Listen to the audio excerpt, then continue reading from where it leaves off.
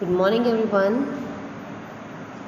Today, of course, another function that is showing result. Friends, we are going through all the functions in this way very well.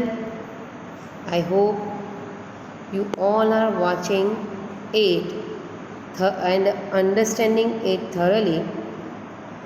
Please, I even gave instruction in WhatsApp group.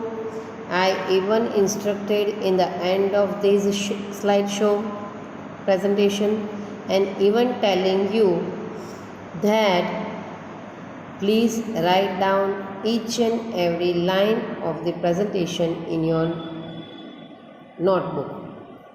Of course, grammar ટોપિકની હોય તે ટાઇટલથી માંડીને આપણે select response સુધીનું. Okay, showing રિઝલ્ટમાં use જોઈએ તો કોઈ પણ ઘટનાનું પરિણામ દર્શાવવા માટે, એટલે કોઈક ઘટના થઈ, બાબત બની તો તેનું પરિણામ રિઝલ્ટ દર્શાવવા માટે આ ફંક્શનનો ઉપયોગ થાય છે, શોવિંગ રિઝલ્ટ. તેના લેંગ્વેજ ફંક્શન્સ છે. એક too dot dot dot to, બીજું enough dot dot dot to, ત્રીજું so dot dot dot that અને ચોથું સચ ડોટ ડોટ ધેટ. કન્સ્ટ્રક્શન જોઈએ હવે ચારે ચારના. તો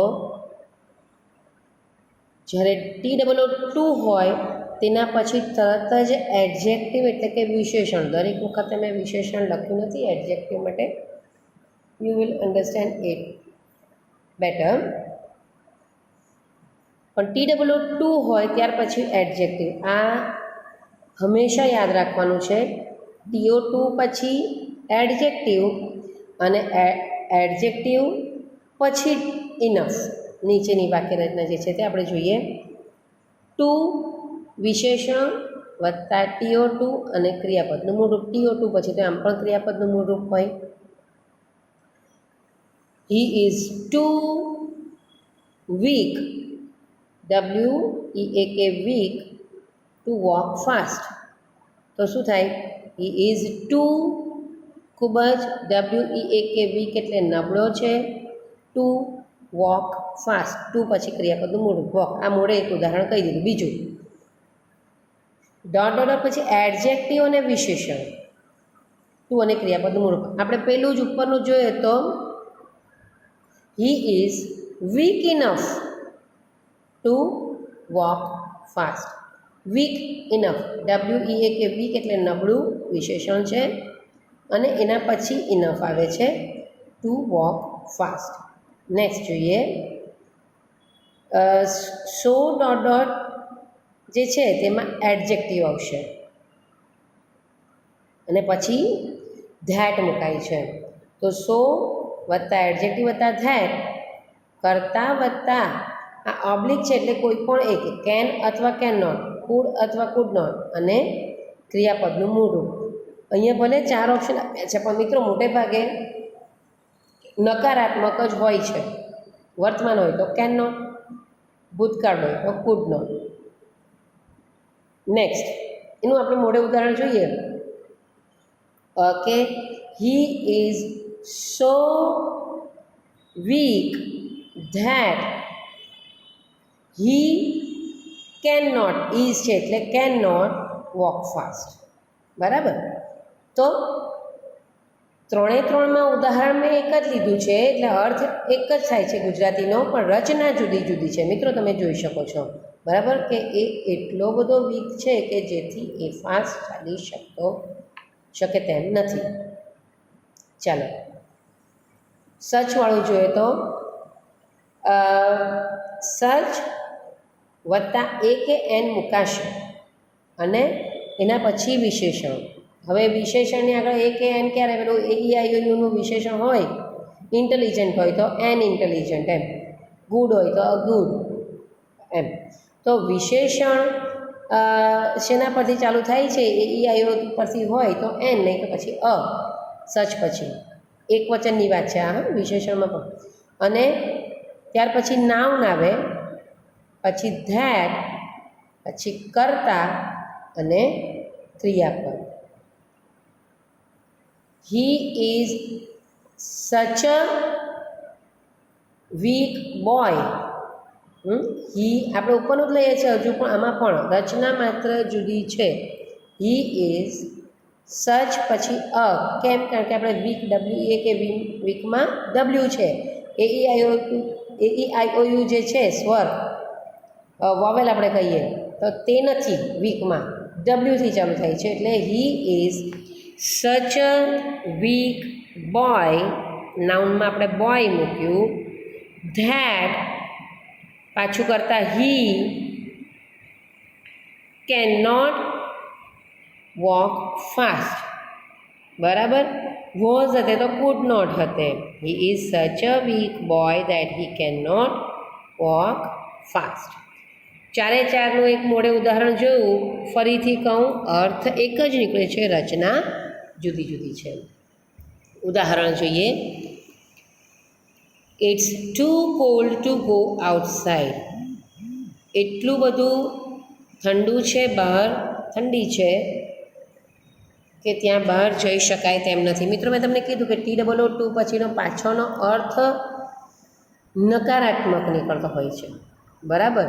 એટલે it's too cold to go outside ગુજરાતીમાં નકારાત્મક જ આપણે મિનિંગ કહું કે એટલી બધી ઠંડી છે બહાર કે જઈ શકાય તેમ નથી. ટુ પછી વિશેષણ આપણું જે રચના છે તે, ટુ અને ક્રિયાપદનું મૂળ રૂપ. બરાબર?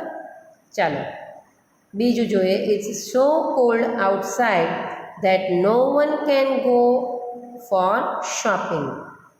ઉપરનું જ છે પણ સો અને ધેટથી બનાવેલું છે, નકારાત્મક અર્થ જોયો. ઇટ્સ સો કોલ્ડ આઉટસાઇડ, બહાર એટલી બધી ઠંડક છે કે ઠંડી છે. That no one can go for shopping, કોઈ શોપિંગ માટે જઈ શકે તેમ નથી. નેક્સ્ટ જોઈએ. This is such a useful grammar book that I need not to purchase any other book. પરિણામ જ છે બધામાં કે this is such a useful grammar book. Such useful, A E I O U છે પણ ય છે ઉચ્ચાર, એટલે અ છે, એન મુકાયું નથી. This is such a useful grammar book. આ એટલી બધી ઉપયોગી ગ્રામર બુક છે કે જે પરિણામે શું આવ્યું? પરિણામ શું આવ્યું? That I need not to purchase any other book. મારે બીજી કોઈ બુક પરચેઝ કરવાની જરૂર નથી. Grammar book. પરિણામ પાછળના વાક્યમાં, ધેટથી શરૂ થતા વાક્યમાં. બરાબર? ચલો. Corona pandemic is so dangerous. Corona pandemic, pandemic એટલે શું મિત્રો? મહામારી. કોરોના પેન્ડેમિક, મહામારી એટલી બધી ભયાનક છે, ડેન્જરસ છે. ધેટ, ધેટથી શરૂ થતું વાક્ય પરિણામ દર્શાવે. That people has stopped going outside reasonlessly. Is so dangerous, એટલી બધી ભયાનક છે આ મહામારી કે લોકોએ હેઝ સ્ટોપ્ડ, કયો કાળ છે? પૂર્ણ વર્તમાન કાળ. લોકોએ કારણ વગર બહાર જવાનું અટકી ગયા છે, બંધ કર્યું છે. પરિણામ દર્શાવે છે, ધેટથી શરૂ થતું વાક્ય. Next. This poem is easy enough to understand. આ પોયમ ઇઝી છે, ઇઝી પછી ઇનફ છે, એટલે કે ઇનફ પહેલાં વિશેષણ, TOO પછી વિશેષણ. ઇનફ પહેલાં વિશેષણ, TOO પછી વિશેષણ. તો અહીંયા ઇઝી વિશેષણ છે ને પછી enough. This poem is easy enough to understand. સમજવી. પરિણામ શું આવે છે? એટલી ઇઝી છે કે પરિણામ શું આવ્યું? ઇઝી, સમજી શકાય છે. Next. These shoes are too tight to wear. આ બૂટના જોડા, આ જોડા આપણે કહીએ, એટલા બધા ટાઈટ છે ટુ વેર, નકારાત્મક પાછળ અર્થ કરે કે that I can not wear it. નીચે એનું જ આપણે સો વાળું ટુને રિમૂવ કર્યું છે અને સો ધેટ વાળું વાક્ય મૂક્યું છે. These shoes are so tight that I can not wear. Wear it મૂકવું હોય મૂકો, નહીં હોય તો ચાલે. These shoes are so tight. આ બૂટ એટલા બધા ટાઈટ છે કે ધેટથી શરૂ થતું વાક્ય જે છે તે શું દર્શાવે છે? પરિણામ. શું પરિણામ? That I can not wear. Exercise જોઈએ, કમ્પ્લીટ ધ સેન્ટેન્સની. આના પછીની સ્લાઇડમાં આનું સોલ્યુશન છે જ, એટલે કે આન્સર્સ લખેલા છે. પહેલાં આપણે એમને એમ જોઈ લઈએ, પછી તમે કોપી કરો ત્યારે એ સ્લાઇડને પોઝ કરીને લખી દેજો.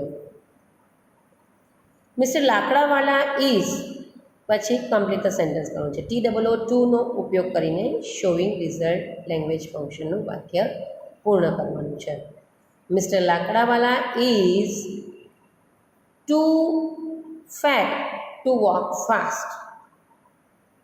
મિસ્ટર લાકડાવાલા એટલા બધા જાડા છે કે એ ફાસ્ટ ચાલી શકે નહીં. આ ટુ પછી જે પણ હોય છે પાછળનું વાક્ય એ નકારાત્મક સૂચવતું હોય છે મોટે ભાગે. મેં તમને કીધું અહીંયા એ જ છે. નીચે એને જ માટેનું આપણે લીધું છે, એ TOO2ને રિમૂવ કર્યું છે ને સો ધેટ મૂકવાનું છે. Mister Lakdawala is so fat that, so પછી આપણે વિશેષણ મૂક્યું ડોટ ડોટ જે છે તેમાં, so fat that he can not walk fast. Is જ છે એટલે કેન નોટ, કુડ નોટ આવે નહીં. નેક્સ્ટ જોઈએ, સ્ટુડન્ટ્સ આર ક્લેવર. શોવિંગ રિઝલ્ટમાં સ્ટુડન્ટ્સ આર ક્લેવર આપણે ઇનફનો ઉપયોગ કરવાનો છે. Students are clever enough, clever પછી વિશેષણ પછી enough, to understand all the functions. Students are clever enough, પૂરતા પ્રમાણમાં સમજુ છે, ચતુર છે. શેને માટે? To understand all language functions. તમે બધા ચતુર છો ને, ક્લેવર છો ને આ ફંક્શન સમજવા માટે. ફરીથી આપણે વાક્ય પૂર્ણ કરીશું. Students are clever enough to understand, clever પછી ઇનફ પછી ટુ પછી મૂળરૂપ અન્ડરસ્ટેન્ડ, અન્ય શબ્દમાં આવશે all the language functions. Next જોઈએ તો આગળનું વાક્ય પૂર્ણ કરવાનું છે. Dot dot dot no one can avoid to study it. Such અને ધેટથી શોવિંગ રિઝલ્ટ જ. ધેટ તે no one can avoid to study it એ પરિણામ દર્શાવે છે. ગુજરાતી કરીએ તો એને ભણવાનું અવગણી શકાય, કોઈનાથી અવગણી શકાશે નહીં. તો શું? તો કે આ ટૉપિક એટલું બધું ઇમ્પોર્ટન્ટ છે, આ ચેપ્ટર એટલો બધો ઇમ્પોર્ટન્ટ છે કે કોઈ પણ એને ભણવાથી અવગણી શકે તેમ નથી. તો શું આવશે?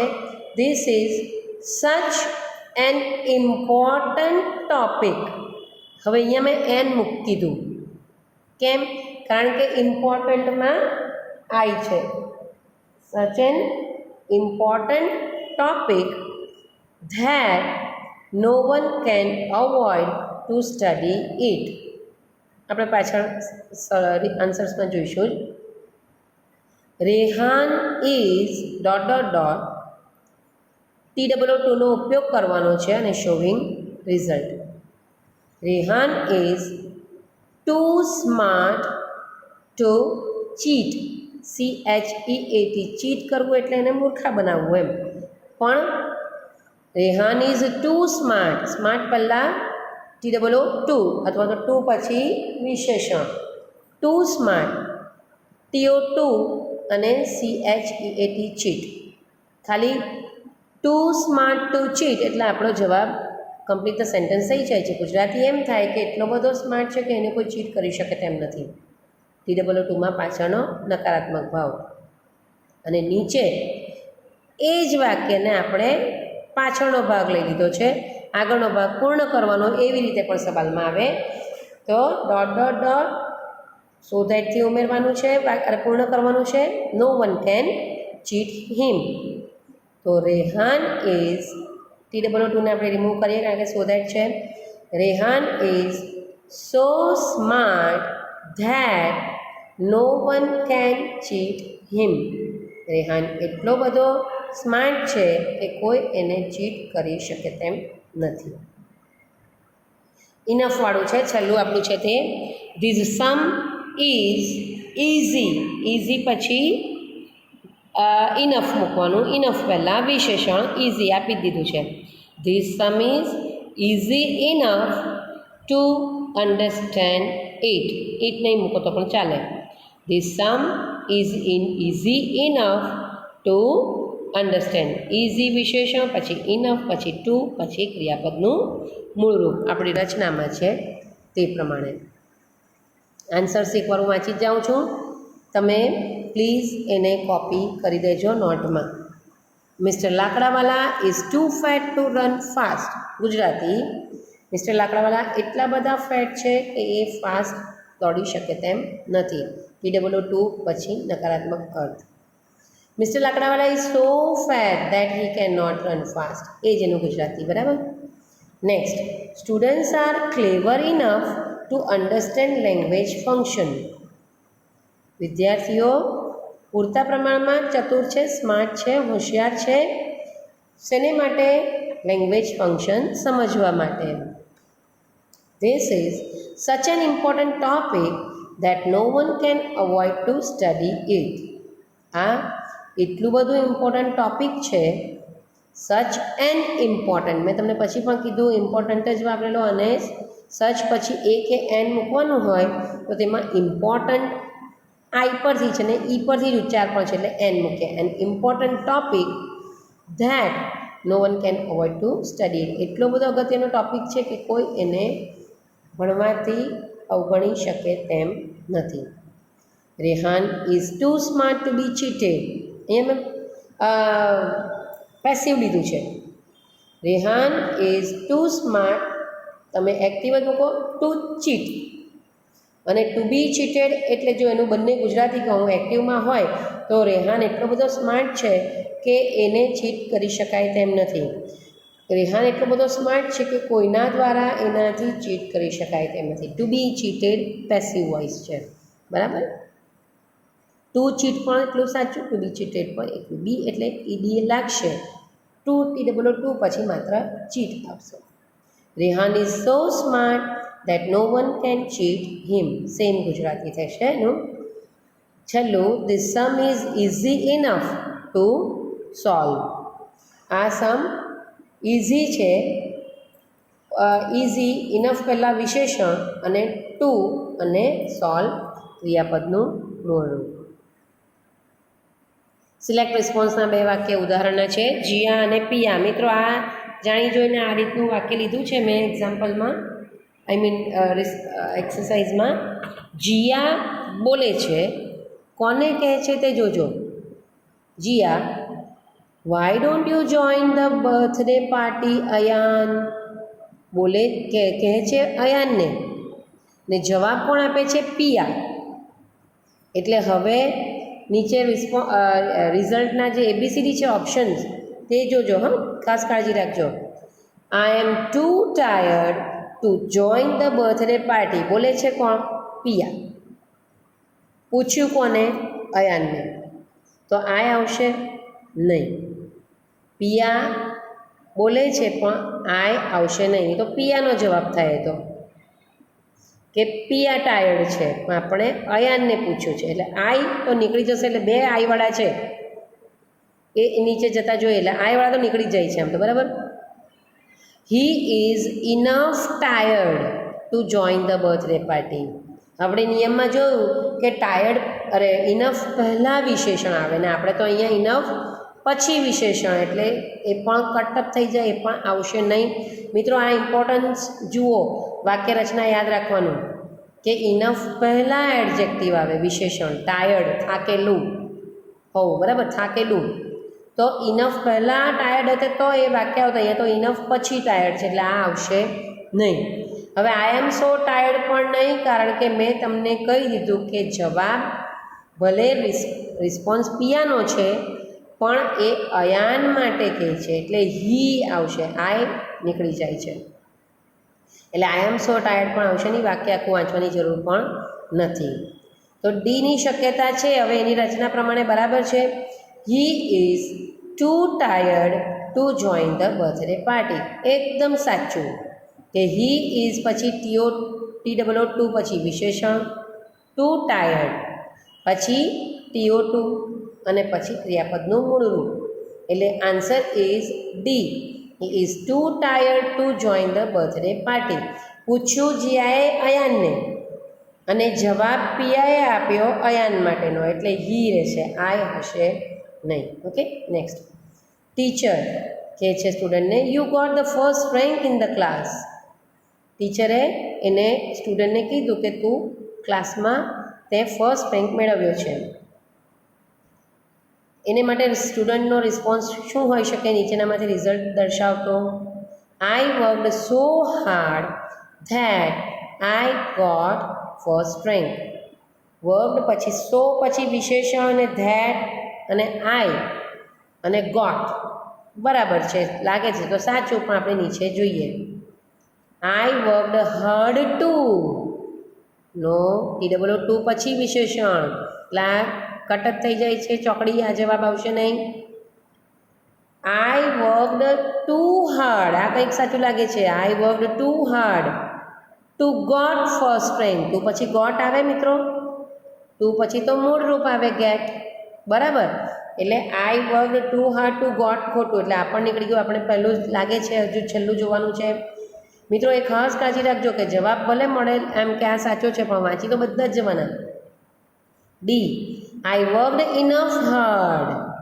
નો, આમાં પણ ઇનફ પહેલાં વિશેષણ આવે એટલે આ પણ નહીં. આઈ વર્કડ હાર્ડ ઇનફ હોય તો આવતે, બરાબર, એટલે છેલ્લું પણ નથી. તો આન્સર આપણો કયો રહ્યો ધરેલો તે I worked so hard that I got first rank.